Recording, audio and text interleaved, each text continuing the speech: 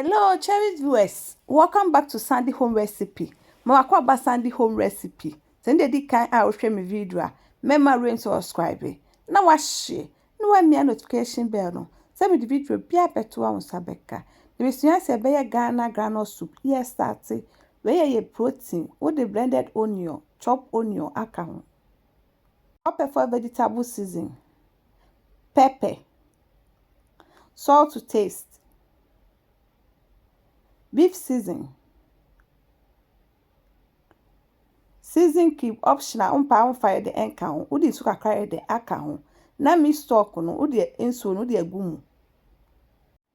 One mixing it together. Ubi anu just to coast eden ebebing. Ba say udi sija so. Tem bia wo ho anu wadane say the ni nyina eden ebesi maye. Esi so ni abaye peanut butter paste no. Udi egu adie mu. Na udi tomato puree ana tomato paste egumu. Udi ensu kakra de aka ho na wa ho no. Uwi ana udi akosi jaso achemo kakra. Ese wo chim kosta ma anwan ye den ebeba ani.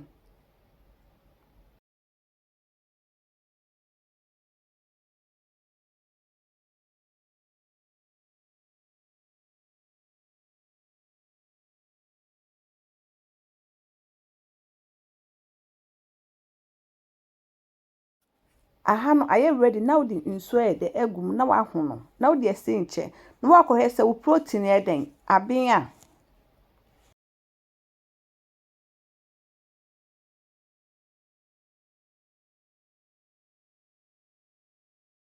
Hwe na aben pe na wa so ne wo peanut butter mixture na wa so ne e de egum.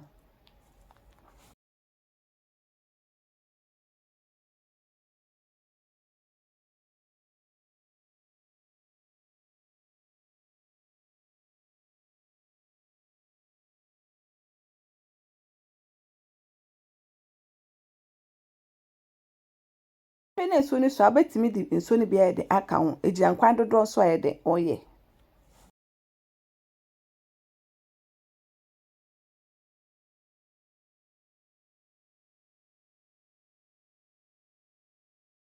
One garnishing with okra and pepper. Na we just supposed to be but time bia wo ho na wa check de ahwe.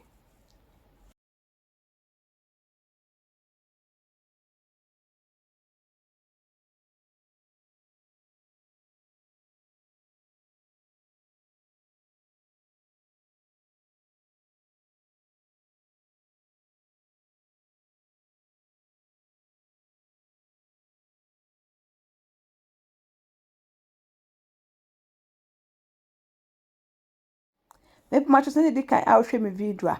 Mema rain subscribe. Na wa share. Na wa like. We me notification bell no. Send me the video bia beto a on side den ebeka.